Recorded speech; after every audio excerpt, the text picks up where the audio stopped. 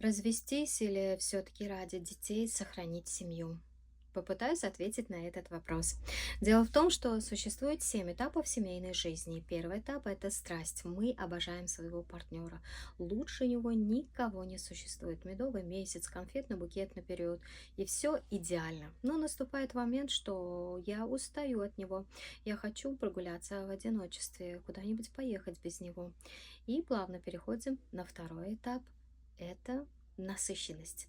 То есть, что бы мы ни делали регулярно, что бы мы не любили, в один момент мы наедаемся, напиваемся, то есть устаем и начинаем видеть отрицательные стороны нашего партнера. Мы, конечно, на этом фокусируемся и пытаемся изменить своего партнера. То он носки положил куда-то не туда, то за собой не следит, грязнуля. И, конечно же, хотим исправить своего партнера. И при этом партнер наш не меняется, и мы начинаем его ненавидеть. Переходим на третий этап, этап отвращения. Мы постоянно что-нибудь требуем от него. Говорим всегда, что ты меня недостоин, я достойна лучшего. И вообще, я когда замуж за тебя выходила, я не думала, не знала, что ты такой. И в основном многие семьи разводятся именно на этом этапе. Если все нормально, и вы не развелись, переходите плавно на четвертый этап. Четвертый этап– это терпение. Я считаю, это самый сложный этап, потому что надо сперва детально изучить, почему мы терпим этого человека до этих пор. Возможно, у нас дети, ипотека, семейный какой-то бизнес, недвижимости. Вот это надо изучить. И Творец нас так создал. Дело в том, что нам же сложно жить в нелюбви, терпеть, ненавидеть. Вот эту жизнь проживать очень сложно. И нас Творец сотворил так, чтобы во избежание, то есть в сохранение в себе, мы начинаем смотреть на своего партнера с другой стороны, начинаем видеть положительные качества в нем, то есть сравниваем с подружкой, с мужем нашей подружки, то есть относительно мой муж вроде бы нормальный, да, можно бы потерпеть.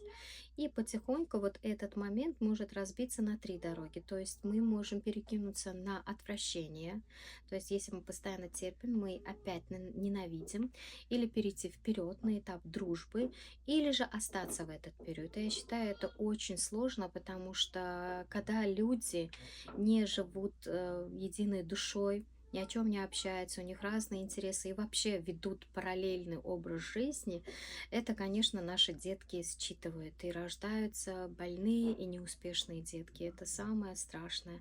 И я считаю, что жить ради детей это неправильно. Если все нормально, мы преодолели все, мы выходим на этап пятый дружбы. Мы начинаем дружить со своим партнером. А друг это кто?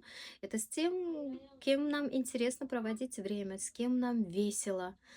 И начинаем потихоньку вот это все разруливать в своей жизни. Но надо заметить то, что партнеры вместе не проходят этот период. То есть не бывает так, что муж и жена заснули на четвертом этапе, проснулись и говорят, опа, я знаю, в чем у нас загвоздка, давай сегодня пойдем к психологу и решим наш вопрос. Нет, это в основном переходит один партнер. Но дело в том, что между четвертым и пятым этапом существует огромная высокая стена. И преодолеть ее очень сложно. Некоторые думают, что это тупик, но это не так.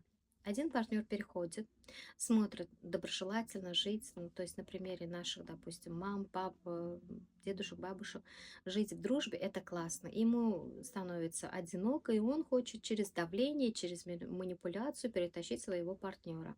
И это неправильно, потому что ваш партнер пока этому не готов, и он может автоматически переключиться на третий этап, этап отвращения. Это должно все потихоньку плавно переходить, то есть вы должны заметить, когда вы проходите на этап дружбы, то есть через ваше поведение, через то, что вы взяли ответственность на себя, то есть вы заварили кашу, и вы должны ее расхлебывать, когда вы понимаете это, и автоматически через ваши отношения, изменение ваших отношений, меняется ваш партнер, вот это классно. Значит, ваш партнер уже потихоньку готов перейти на этап дружбы. И шестой этап– это любовь. Это в земной реальности длится не очень долго. Вначале это длится где-то 15 минут, потом полчаса, потом час. И люди потихоньку ощущают, что они вышли на другой уровень отношений. И самый последний — это безусловная любовь, седьмой этап. Но об этом мы поговорим на следующем ролике.